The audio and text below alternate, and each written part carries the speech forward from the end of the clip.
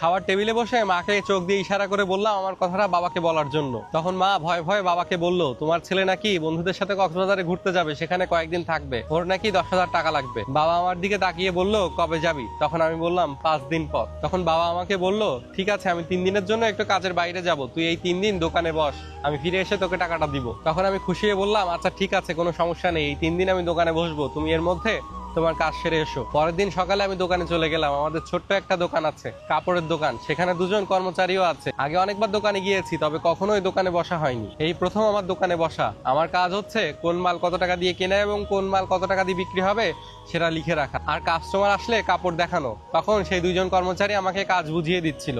ঠিক সেই সময় একটা কাস্টমার আসলো, এসে সে 20-25টা শার্ট দেখলো, তবে একটাও তার পছন্দ হলো না, অবশেষে সে চলে গেল। তখন আমি বিরক্ত হয়ে কাপড়গুলো গোছাচ্ছিলাম। তখন একজন কর্মচারী এসে বলল, ভাইয়া বিরক্ত হলে চলবে না, সবসময় হাসি মুখে থাকতে হবে। কিছু কিছু কাস্টমার দোকানে এসে সমস্ত কাপড় দেখে ফেলবে, তবুও একটাও নিবে না, তবুও কিচ্ছু করার নেই, তারপরেও হাসি মুখে থাকতে হবে। তার কিছুক্ষণ পর আর একটা ছেলে আসলো, সে এসে কয়েকটা প্যান্ট দেখতে চাইলো। আমি তাকে কয়েকটা প্যান্ট দেখালাম। তারপর সে একটা প্যান্ট পছন্দ করলো। সেই প্যান্টটার কেনা দাম ছিল 1200 টাকা। আমি তার কাছে 1500 টাকা চাইলাম। সে প্যান্টটা কিছুক্ষণ নাড়াচাড়া করে 300 টাকা বললো। আমার আগে তখন শরীর জ্বলছে, 1200 টাকা কেনার প্যান্ট 300 টাকা বলছে, তবুও কিছু বলতে পারছি না। তখন হাসি মুখে বললাম, না ভাইয়া, দেওয়া যাবে না, এই প্যান্টটা তুমি 1400 টাকা হলে নিতে পারবে। ছেলেটা চলে গেল। তার কিছুক্ষণ পর আরেকজন মহিলা আসলো, এসে সমস্ত দোকান ওলটপালট করে 2-3টা জামা কাপড় পছন্দ করলো এবং বলল, 3 দিন পর আমার হাজবেন্ড বেতন পাবে, তখন আমি এসে নিয়ে যাব, রেখে দিয়েন।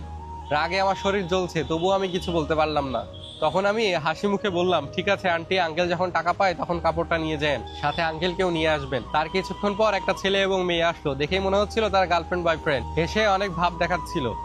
তখন আমাদের দোকানের এক কর্মচারীকে বলল, তোদের দোকানে সব থেকে ভালো কাপড় আমাদের দেখা। তারপর সে অনেকগুলো কাপড় চোপড় দেখালো। দেখার পর সে বলল, তোদের দোকানে আর ভালো কোনো কাপড় নেই? তখন কর্মচারী বলল, না ভাইয়া, আমাদের দোকানে এর থেকে ভালো কাপড় চোপড় আর নেই। তখন সে বিরক্ত হয়ে বলল, ধুর, ফকির নিয়ে একটা দোকানে এসেছি, শুধু শুধু সময় নষ্ট হলো। তখন আর সহ্য করতে পারলাম না। তখন মুখ ফেটে বলেই ফেললাম, আপনি তো বড় লোকের পোলা, তাহলে এখানে কেন এসেছেন? আপনি তো যাবেন যমুনা ফিউচার পার্ক কিংবা বসুন্ধরা সিটি, এখানে এসে কেন সময় নষ্ট করছেন? তখন আমাদের দুজনের মধ্যে কথা কাটাকাটি হচ্ছিল। তখন আমাদের ওখানকার একজন কর্মচারী ছেলেটার কাছে মাপ চেয়ে বলল, ভাইয়া প্লিজ আপনি চলে যান। তখন ছেলেটা চলে গেল। তখন সেই কর্মচারীটা আমাকে বলছে, ভাইয়া এমন করা যাবে না, আমরা দোকানদার, আপনি তো প্রথম এসেছেন তাই জানেন না, প্রতিদিন কত রকমের কাস্টমার আসে, কত কথা বলে, সেগুলো আমাদের সহ্য করতে হয়, হজম করতে হয়, শুনেও না শোনার ভান করতে হয়, কিছু করার নেই, আমরা দোকানদার। কথায় আছে না, খদ্দের লক্ষ্মী দোকানদার পেঁচা। তারপর সারাদিন দোকান করার পর হিসাব করে দেখলাম খরচ বাদ দিয়ে আমি ইনকাম করেছি মাত্র 800 টাকা। তারপর 3 দিন দোকান করলাম। 3 দিন দোকান করার পর আমি হিসাব করে দেখলাম সব খরচ বাদ দিয়ে আমি ইনকাম করেছি 5000 টাকারও কম। আর এই 3 দিনে আমি যে কষ্টটা করেছি এটা আমার জীবনেও আমি করিনি।